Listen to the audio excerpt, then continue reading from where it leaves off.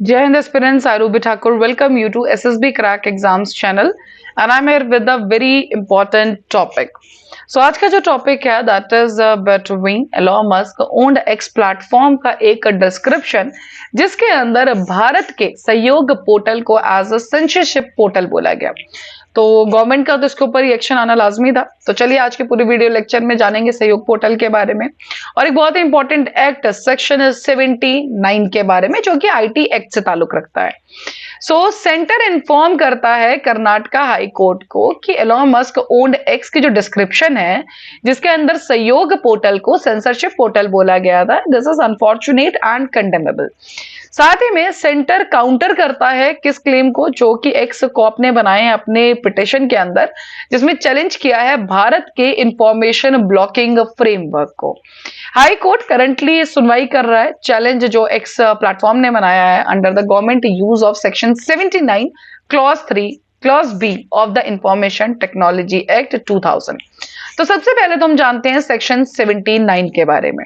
Section 79 बोलता है, मान लीजिए एक इंटरमीडिएरीज का मतलब यहां पे समझिए व्हाट्सएप हो सकता है, फेसबुक हो सकता है, टेलीग्राम हो सकता है। तो सेक्शन 79 ये बोलता है कि मान लीजिए कोई भी अनलॉफुल कंटेंट या कोई भी गलत इंफॉर्मेशन इनमें से किसी भी प्लेटफॉर्म पर अगर सर्कुलेट होती है तो आप डायरेक्टली उस प्लेटफॉर्म को लीगली हेल्ड नहीं कर सकते हैं। अगर कोई थर्ड पार्टी इंफॉर्मेशन शेयर कर रही है, डाटा शेयर कर रही है, तो आप डायरेक्टली आके उस प्लेटफॉर्म को जो एज अ इंटरमीडिएरी सर्व कर रहा है आप उसको लीगली हेल्ड नहीं कर सकते हैं कि यह आपकी गलती है।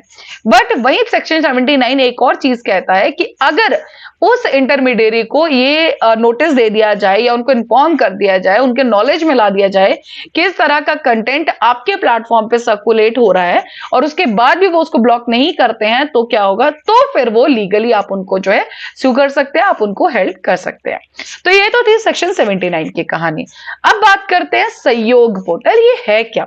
सहयोग पोर्टल बेसिकली 2024 में होम मिनिस्ट्री द्वारा लॉन्च किया गया था और इनका अगर काम देखा जाए तो सहयोग पोर्टल का काम था कि अगर कोई भी ऑब्जेक्शनेबल कंटेंट है, कोई भी अनलॉफुल इंफॉर्मेशन है, कोई भी इस तरह का डाटा है, तो उसको ब्लॉक कर दिया जाएगा।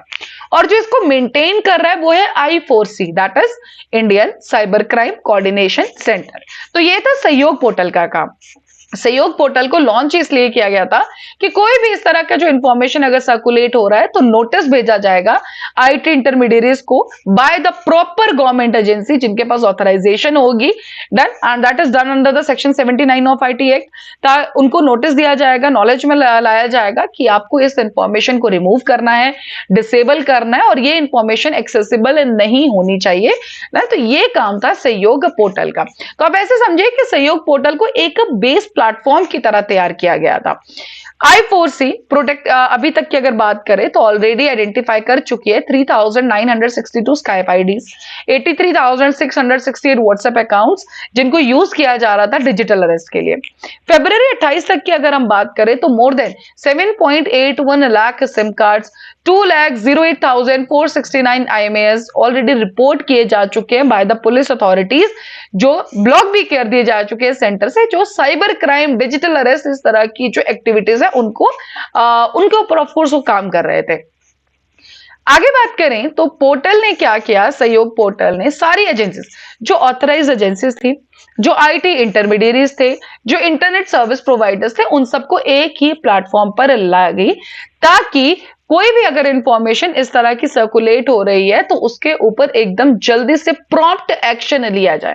देन एक सेफ साइबर स्पेस जो है क्रिएट होना चाहिए। तो ये काम था सहयोग पोर्टल का।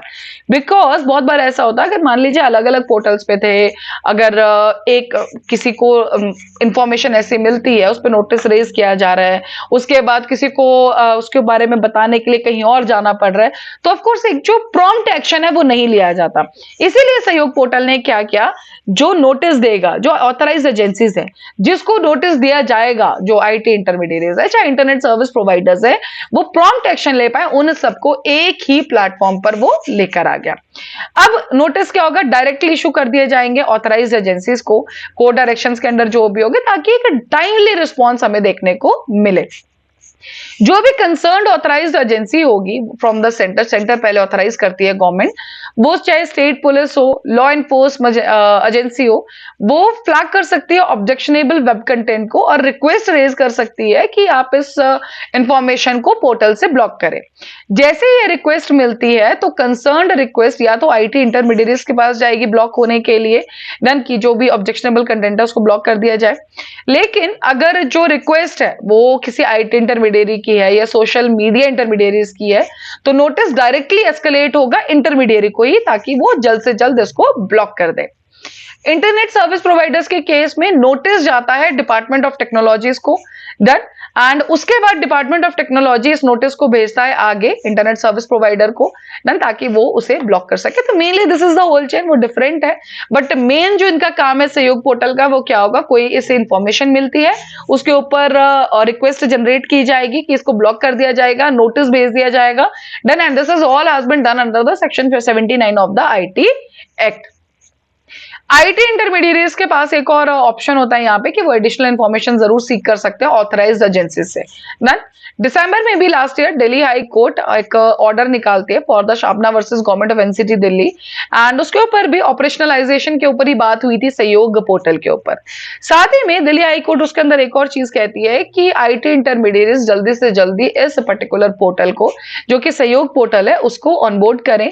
डन, और करंट सिचुएशन की अगर हम बात करें तो अभी तक 15 आईटी इंटरमीडिएट्स, जिसके अंदर जोश है, Quora, Telegram, Apple, Google, Amazon, YouTube, Pi data centre, ShareChat, ये ऑलरेडी इसको ऑनबोर्ड कर चुके हैं। स्टेट यूटिस उन्होंने नोटिफाई कर दिया अपने ऑफिसर्स को as per section 79 clause 3 clause B of IT act that Sahyog portal को जल्द से जल्द ऑनबोर्ड किया जाए, ताकि जो एक सोच है सहयोग पोर्टल के पीछे कि साइबर क्राइम को रोका जाए, बिकॉज वी ऑल नो इस पर्टिकुलर टाइम पे cyber crime is the biggest crime we are all facing. So एक गलत इंफॉर्मेशन की वजह से, एक क्लिक के ऊपर गलत होने से वजह से, अच्छा है कि यस दिस पोर्टल इज रेलिंग न्यू, मे बी कुछ स्ट्रिक्ट एक्शन इसके अंदर जरूर हो सकते हैं, but the point is yes this is the need of a time. So yes government का एक अच्छा ये स्टेप था, but yes this was the whole thing जो कि एक्स यहाँ पे कह रहा है कि एक सेंसरशिप पोर्टल है। So this was the term used for the Sahyog portal, but now at the end of the video I hope you are clear with the Sahyog portal, you are clear with the whole situation and you are also clear with the section 79 of the IT Act. So that's all for this particular topic. अभी आपकी screen पे SSB interview का course है, हर महीने batches बैठकर join कर सकते हैं। साथ ही we having the courses for NDA CDS AFCAT, you can enrol in this particular courses, और जब भी आप एनरोल करें उस टाइम पे डिस्काउंट कोड जो कि वॉरियर 10 आप यूज करना ना भूलें। जैसे आप इस कोड को यूज करेंगे you will be getting the 10% of on the particular course. So that's all for the day, thank you so much for watching this video lecture. जय हिंद, जय भारत। अगर आप एक डिफेंस एस्पिरेंट हैं और एसएसबी इंटरव्यू, एनडीए, सीडीएस, एफकेट जैसे exams के लिए प्रिपेयर कर रहे हैं, तो आप एसएसबी क्रैक एग्जाम्स के कोर्स को चेक करना ना भूलें। आप हमारी लर्निंग एप्लीकेशन को गूगल प्ले स्टोर से भी डाउनलोड कर सकते हैं।